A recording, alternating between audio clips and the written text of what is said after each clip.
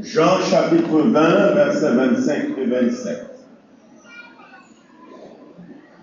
Les autres disciples lui dirent donc, nous avons vu le Seigneur.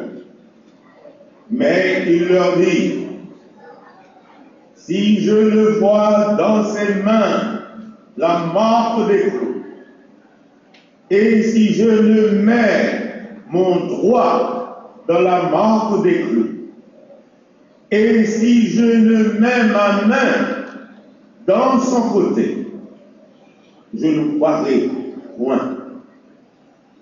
Verset 28, c'est-à-dire Jésus dit à Thomas, avance ici ton doigt, regarde mes mains, avance aussi ta main, et mets-la dans mon côté. Et ne sois pas incrédule. Ne sois pas, Thomas, ne sois pas incrédule, mais crois. Thomas, l'un des disciples de Jésus,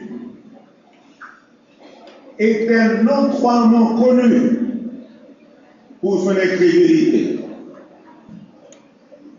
Quand il est vrai, on a attribué à Thomas la maxime généralement connue dans le monde. Et également en Haïti qui dit, où c'est Saint Thomas, fort ouais avant point. Et cette maxime attribuée à Thomas est appliquée à toute autre personne incrédule qui se veut voir une chose avant de la croire. En effet, en ce dimanche de Pâques, 21 avril 2019, nous choisissons comme sujet message l'incrédulité de Thomas. Et à la lumière de notre texte tiré de Jean chapitre 20, versets 24 à 29, nous voudrions attirer votre attention sur trois évidences relatives à l'incrédulité de Thomas. Premièrement, la résurrection de Jésus-Christ annoncée à Thomas. Deuxièmement, la déclaration de Thomas sur la résurrection de Jésus-Christ. Et troisièmement, l'exhortation de Jésus à Thomas. La première évidence qui a rapport à l'incrédulité de Thomas, c'était la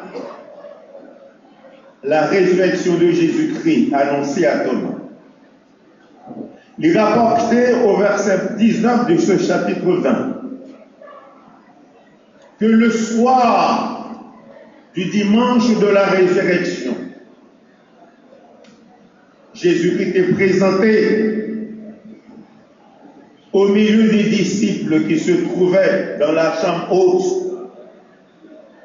Il était salué, Shalom, la paix soit avec vous. Et il montrait ses mains et son côté. Et texte a dit, disciples, ils étaient contents, ils étaient dans la joie du fait qu'ils étaient ouais, le Seigneur.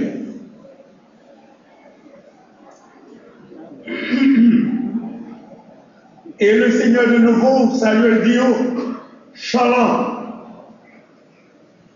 la paix soit avec vous. Et il dit, même Jean, papa me voyait, moi-même me voyais nous tout. et les souffler sur eux.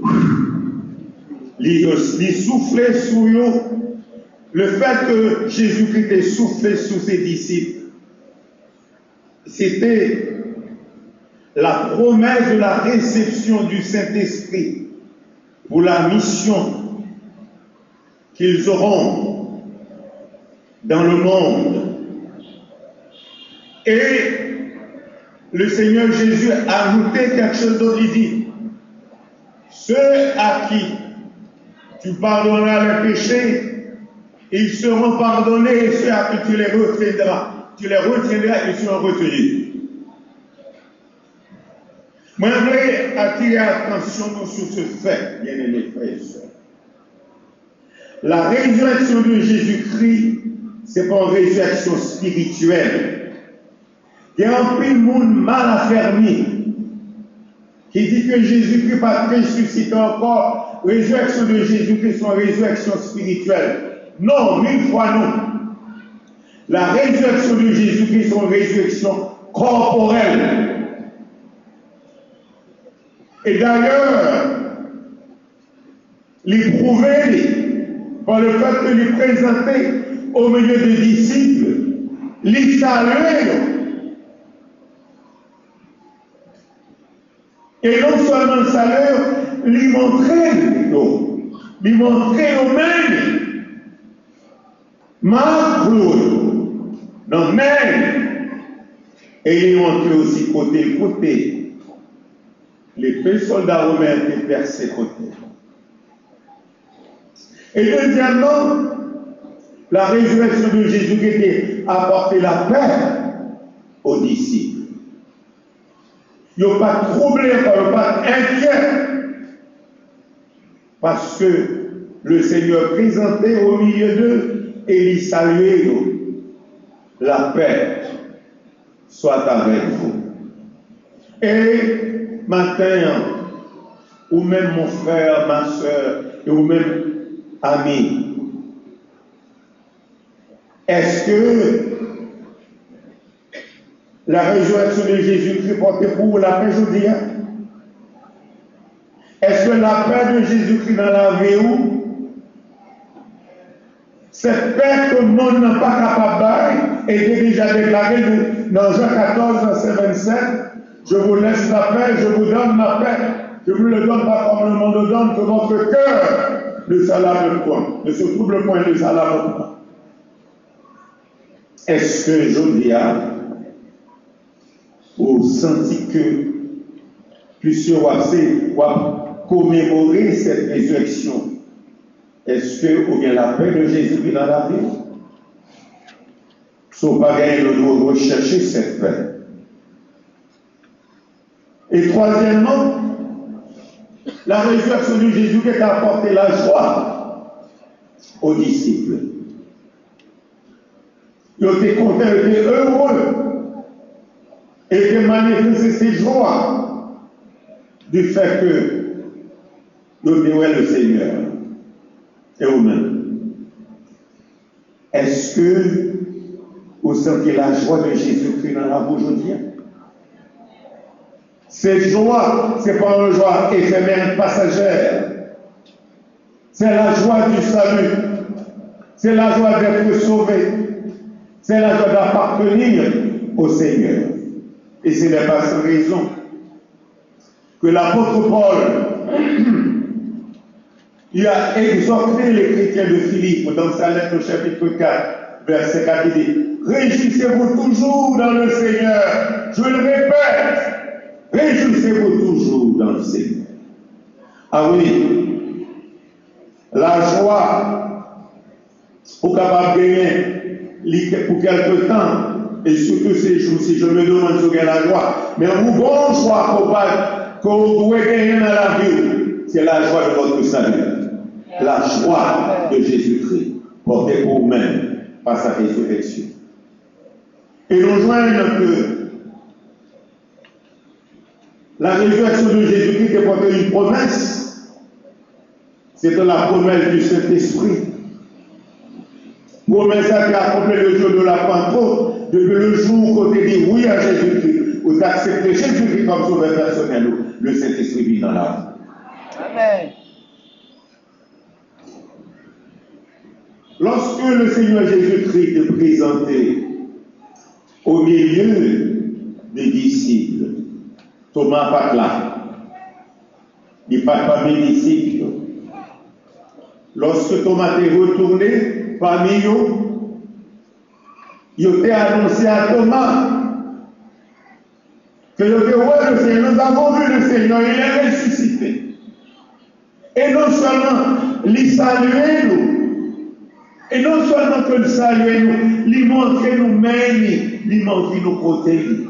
Ah Thomas, la joie qui envahit quand nous comptons Thomas, par le fait que tristesse nous comptons tristesse nous disparaît parce que nous voyons Seigneur, avec bon Dieu nous voyons les vivants.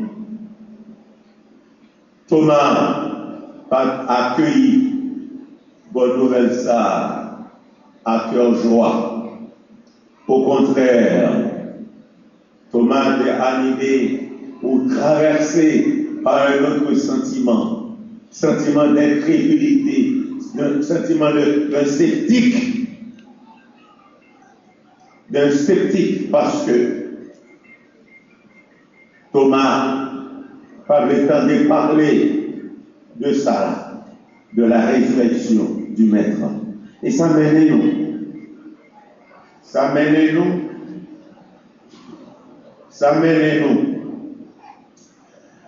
à deuxième évidence. La deuxième évidence relative à l'incrédulité de Thomas, c'était la déclaration de Thomas sur la résurrection de Jésus-Christ. Après que Thomas recevra la nouvelle de la résurrection de Jésus-Christ, et comme on dit que Thomas est animé d'un autre sentiment, différent du sentiment des autres disciples.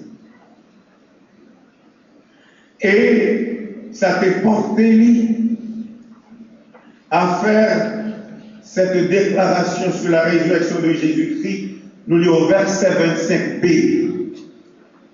Côté Thomas, déclaré ici, je le vois dans ses mains, la marque des clous. Et si je le mets, mon droit, dans la marque des clous, et si je le mets ma main dans son côté, je ne croirai pas. Là, c'était la déclaration d'un sceptique, d'un incrédule. Que de gens dans le monde, Jodia, qui parlaient comme ça, qui ne croient dans Jésus, qui ne croient dans la résurrection de Jésus, et qui portaient enfin même cette même déclaration. La déclaration de Thomas sur la résurrection de Jésus, qui était basée premièrement sur le doute. Thomas, le disciple, pendant 3 ans et demi, allait accompagner sur le Seigneur Jésus, était témoin oculaire des miracles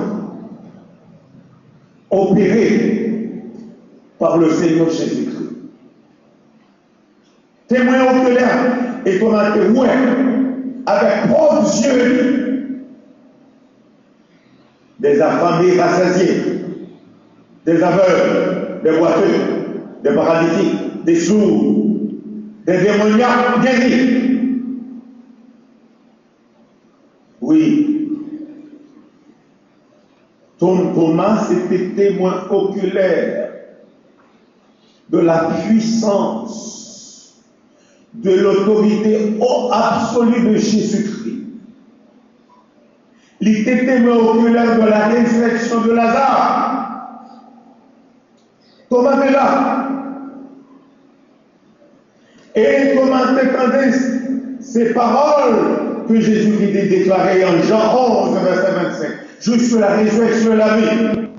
Celui qui croit en moi de moi, celui qui croit en moi vivra, comme un Israël et qui croit en moi, ne mourra jamais.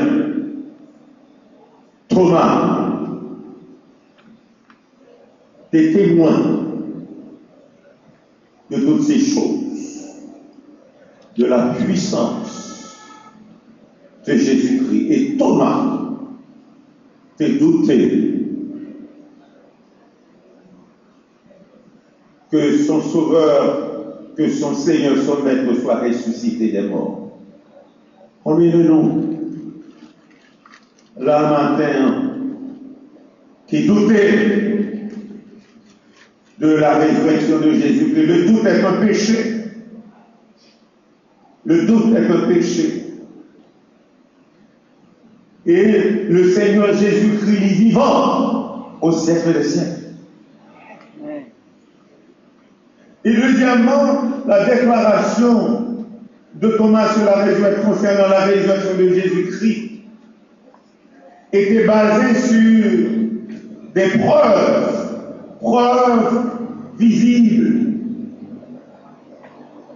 touchantes et convaincantes.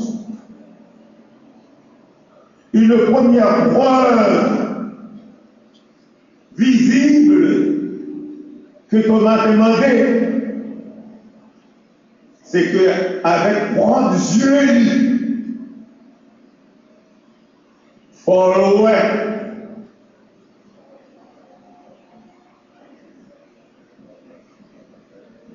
Marc Loyo, nommé Jésus.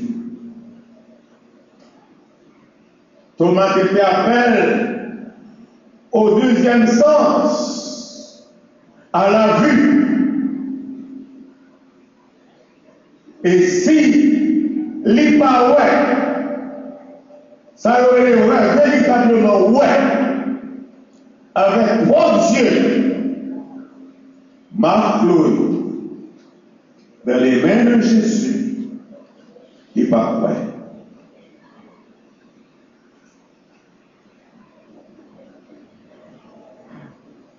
Et une deuxième preuve que Thomas demandait, c'est une preuve touchante. Et si il parlait droit dans Marc Louis, il pas croire. Thomas te fait appel au cinquième sens. Le droit fait partie du cinquième sens, il est en main. C'est comme si il faut que l'idée avec droit toucher Marc Louis. Et troisièmement, Thomas demandait une troisième preuve, une preuve convaincante. Si vous ne pas mettez même dans le côté Jésus, je ne vais pas croire. Cela veut dire que Thomas était convaincant et il demandait et il fait appel à cinquième sens. Il faut le toucher contre Jésus, mais côté l'épée soldat romain est percée côté Jésus. Sinon, on ne peut pas croire.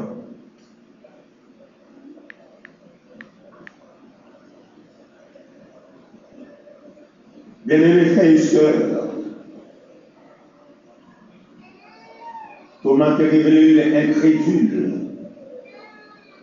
L'incrédulité, c'est un péché. Et puis souvent, il aggrave nous ce péché. Nous toujours voulons ouais avant nous ouais. Et ce n'est pas le principe de Dieu. Pour Thomas, La foi, c'est un élément éventuel, si toutefois, déclaration non satisfaite. Alors là, ouais. Et si on pas satisfait, il va quoi? Mais en final, Thomas pas rendu compte. C'est pas principal là qui domine, c'est pas principal là qui est fondamental. Il va rendre compte. C'est le principe de Dieu. Le principe de Dieu, c'est de croire avant de voir. Et ça mène nous dans la troisième évidence. La troisième évidence relative à l'incrédulité de Thomas,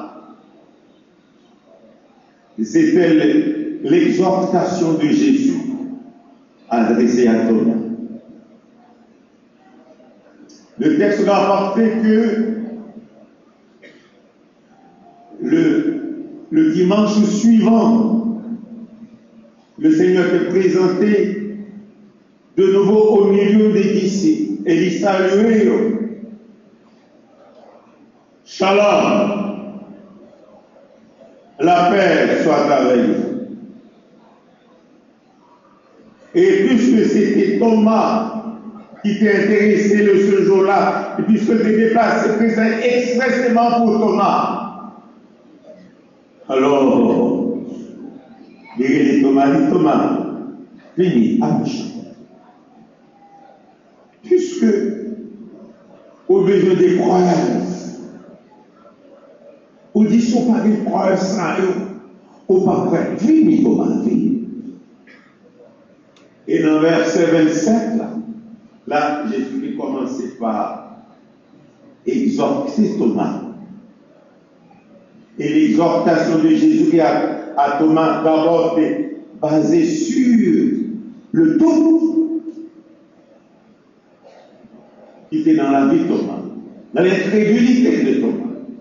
Et c'est pourquoi il dit, avance Thomas, avance en moi.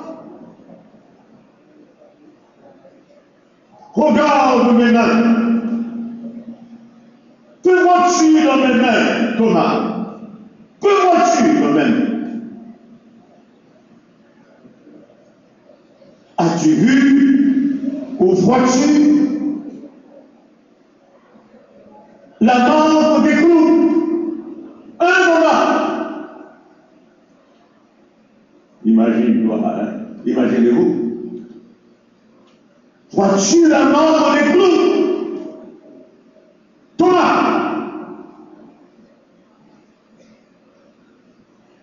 Quelle vérité. Oui. Il dit, Thomas, ne sois pas incrédule. Ne doute plus de ma puissance, de mon pouvoir, de mon autorité sur toutes les forces de la nature. Et bien encore, avance aussi ta main. Mais là, dans mon côté, c'est l'un qui soit senti. L'on était dans mon côté, tu vas dire Thomas. Est-ce qu'on va sentir? Marque épée du soldat romain.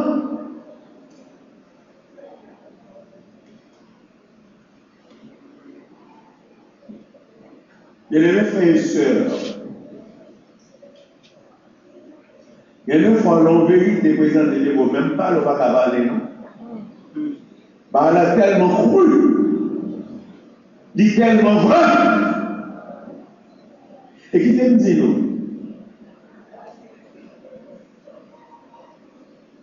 Jésus te dit Thomas, faut croire. C'est dans nos jeunes que deuxième élément d'exhortation, c'était sur le besoin de Thomas. Thomas avait besoin de la foi. la foi dans la puissance de Jésus.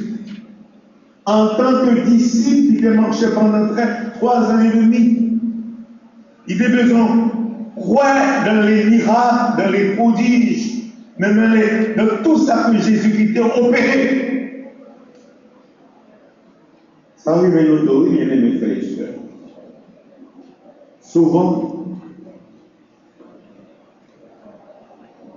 même si la visite n'a pas quoi, on est SCCP. Et qui me dit, le doute, l'incrédulité éloigne nous de Dieu, il sépare nous de Dieu. Tandis que la foi, c'est moyen, c'est sujet, ça nous.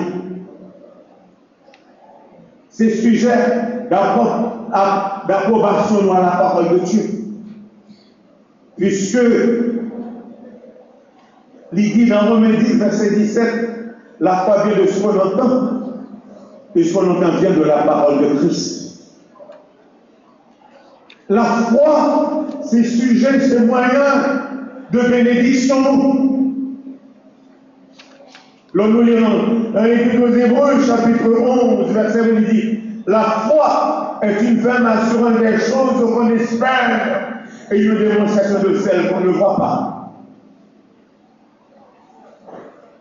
La foi est le sujet, le moyen de notre victoire en Dieu sur le monde.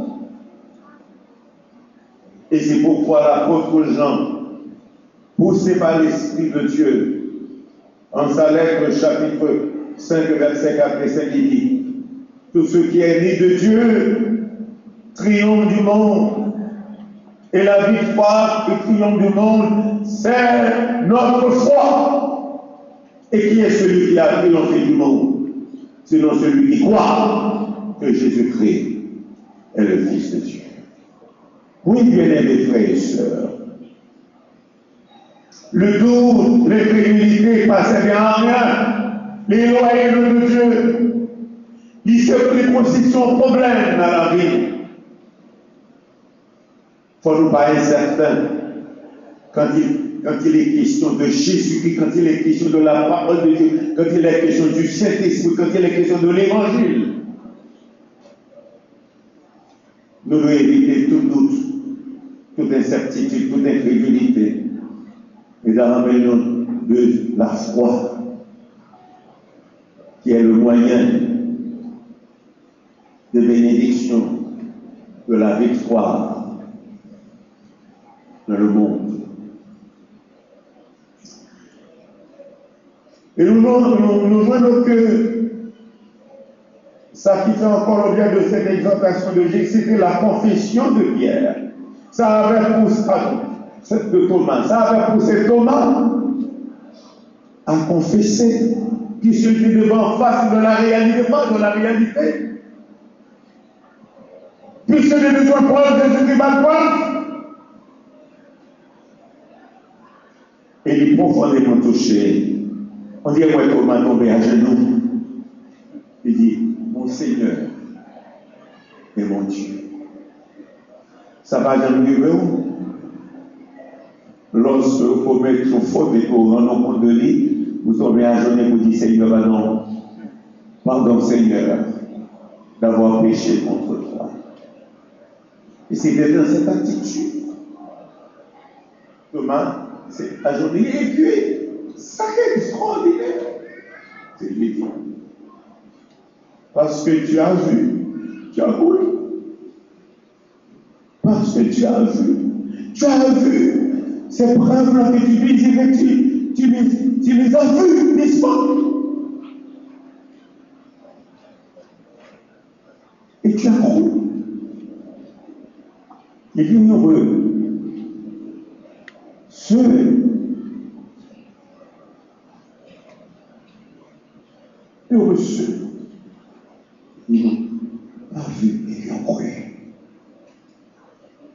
Qui sera le Seigneur qui veut enseigner Thomas ici?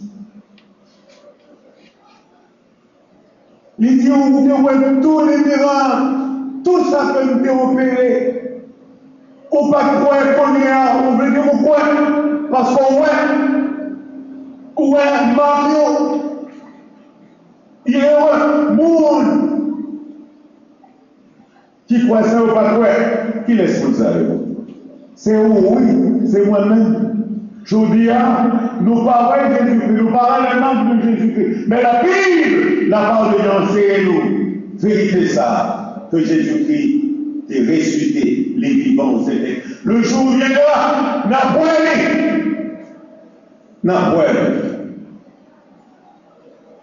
la réalité. Et encore, le Seigneur deuxièmement démontré à Thomas, principe c'est le mauvais principe de voir avant de croire. Les véritables principes, le principe fondamental, le principe de Dieu, c'est de croire avant de voir.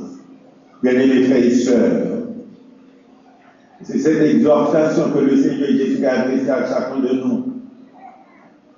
On a traversé des moments de crise dans ce pays d'Haïti.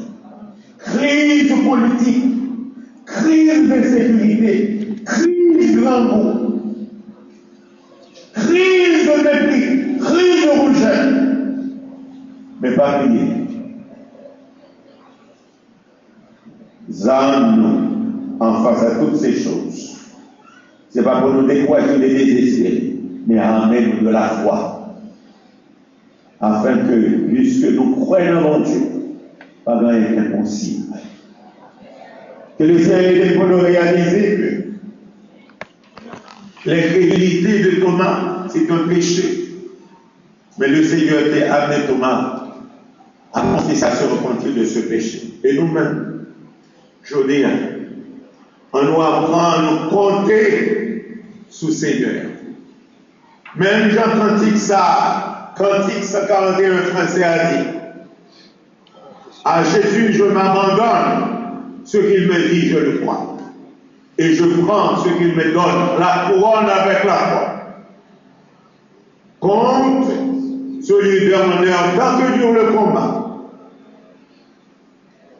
Contre celui que l'on vive ou que l'on meurt. Contre celui tout est là. Que le Seigneur est capable de nous pour le réaliser. Le Seigneur est vivant et que nous placer continuellement notre foi en notre Sauveur en tant que notre véritable pourvoyeur de toutes choses. Qu'il en soit ainsi. Amen.